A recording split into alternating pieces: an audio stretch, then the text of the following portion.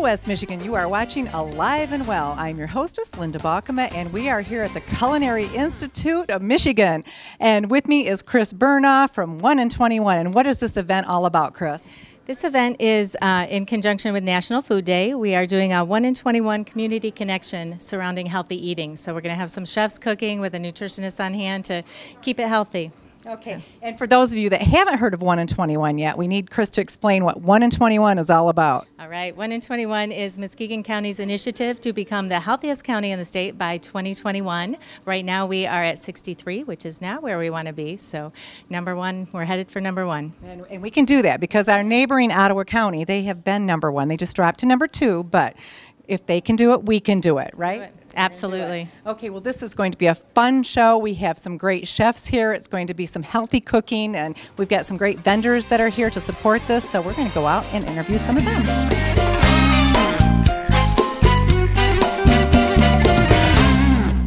With me now is Sharon Zajac. She is from the Muskegon Area Intermediate School District, and tell me about your display here.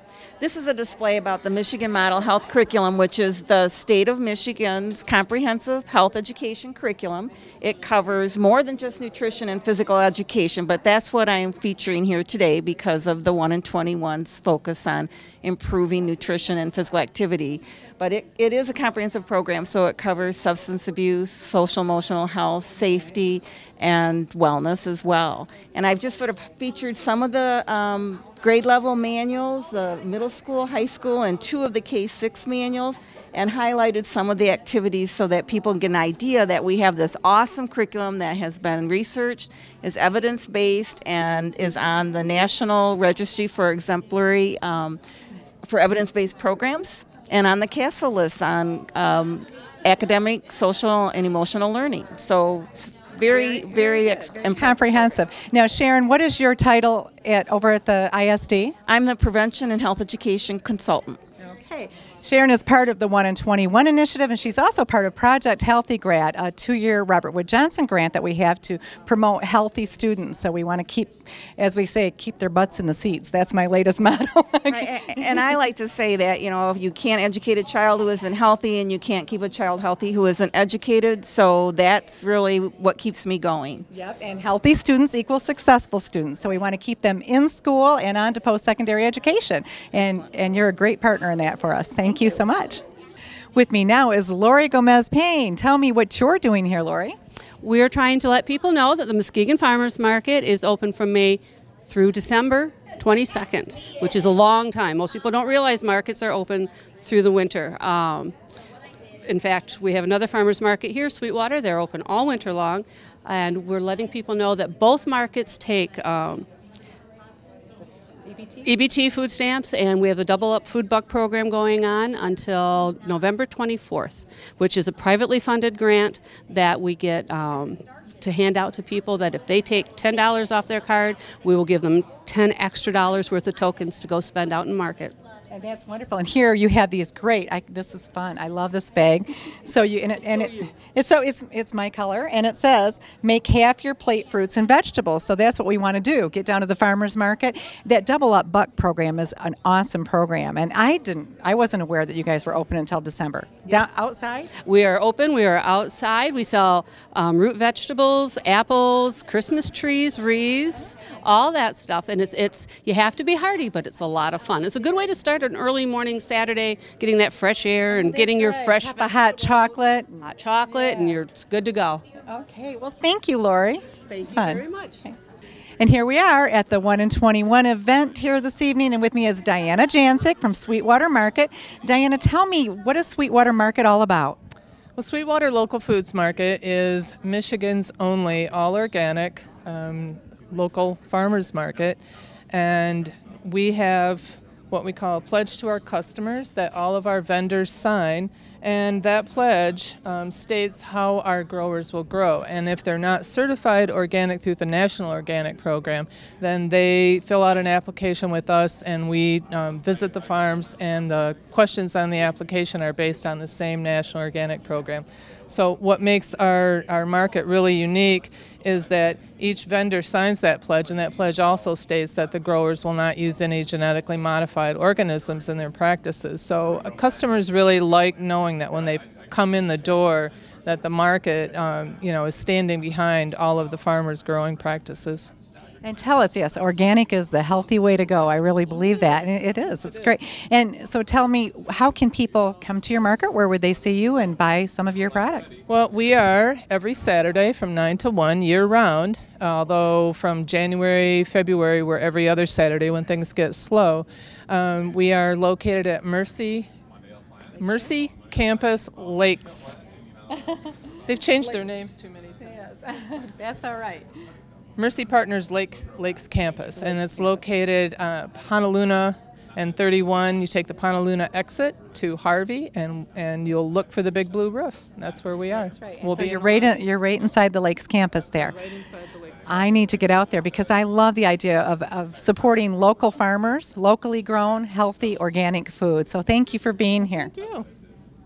With me now is Dustin Anderson. And Dustin, you're with McLaughlin Grows. Tell me all about McLaughlin Grows. McLaughlin Grows is an urban farm situated in downtown Muskegon, right behind the Goodwill on Apple Avenue. We are an urban farm based around youth employment program developed by Community and Compass.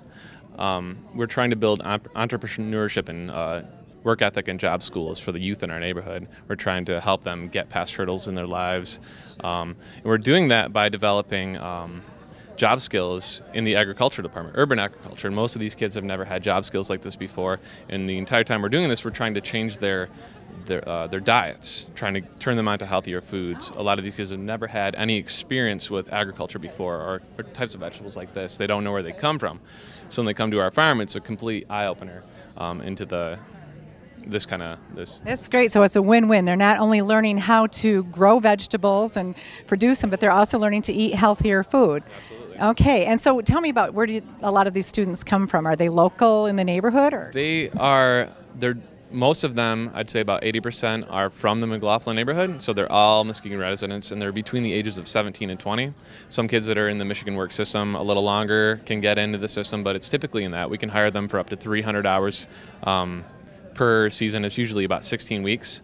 So we try to train them as much as possible in that 16 weeks, and that usually amounts to an entire single growing season. So we have spring, summer, fall, and winter growing season. You have a winter growing season. So tell me about your winter growing season. How do you grow the vegetables in the winter? So our winter growing season actually just started about 4 weeks ago. We planted most of our plants. We have a greenhouse that allows us to extend our growing season 365 days a year.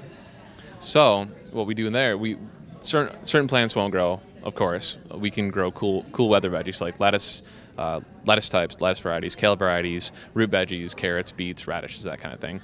So we maximize the potential of our greenhouse by overplanting, more or less, and developing new systems to plant in so that we really output a whole lot. And then with the excess vegetables that you grow, do they stay local? Do you sell them or take them to the farmer's market? Or mostly all of our harvests go to a CSA program, which is Community Supported Agriculture. So that's all from members of the community inputting or helping develop this project from the ground up. So what a CSA is we get the funding at the beginning of the year. It allows us to focus on creating the most the best specials we can possibly do. We don't have to concentrate on selling at farmers markets. We don't have to do this and that and trying to market ourselves. It's already done at the beginning of the year. So we take those vegetables, the youth from our program, harvest them, clean them, prepare them, bag them for the service itself. So and anything extra we try to sell to local businesses such as Me and Grace or the Hearthstone. Oh, great. Or, that's really nice to know too, that Me and Grace is getting some of that local grown produce and keeping it local, keeping it healthy. That's what we're all about. I love your program. This is really exciting, and it's the first time I've heard about it.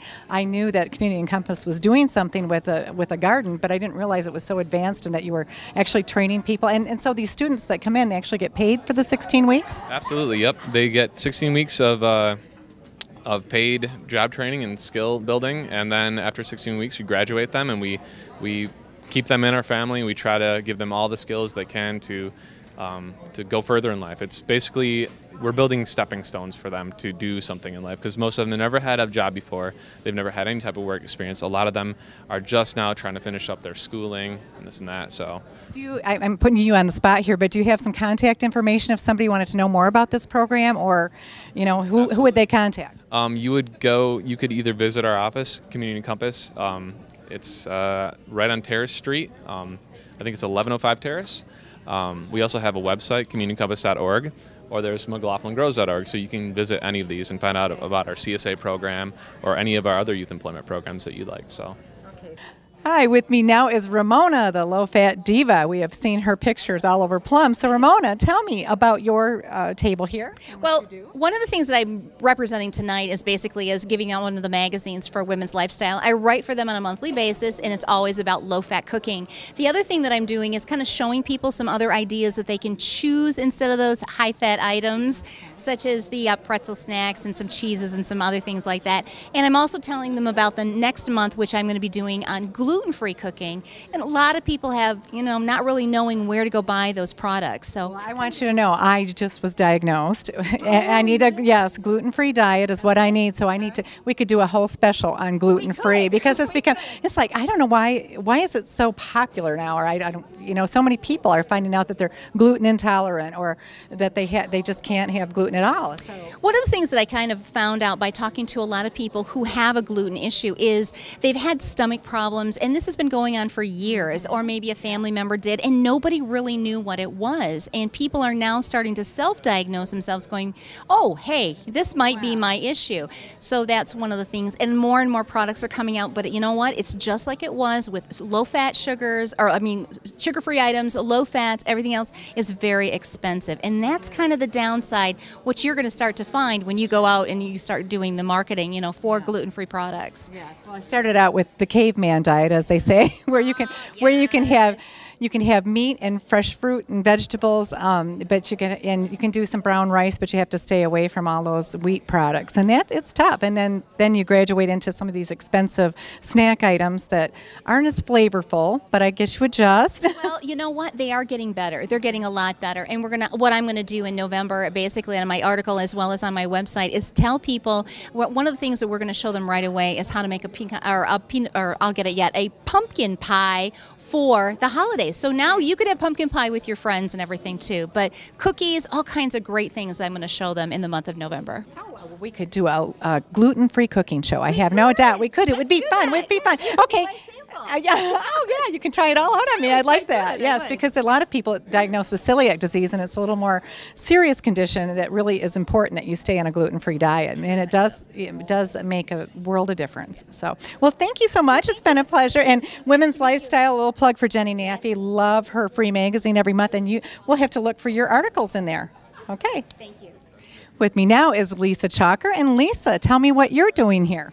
I'm with MSU Extension, and I'm a nutrition instructor, so they asked me to bring some information tonight. I've got all my stuff here about eating healthy. We do classes. I work a lot in the middle schools with kids, teaching them about the importance of good nutrition. I work with all sorts of adult groups doing the same thing, so I'm kind of here networking and sharing the information that I have with other people, hoping to get more people to eat healthy. Well, that's all part of the 1 in 21 initiative. Get us eating healthy so we can be the healthiest county in Michigan by 2021. So thank you. Thank you very much.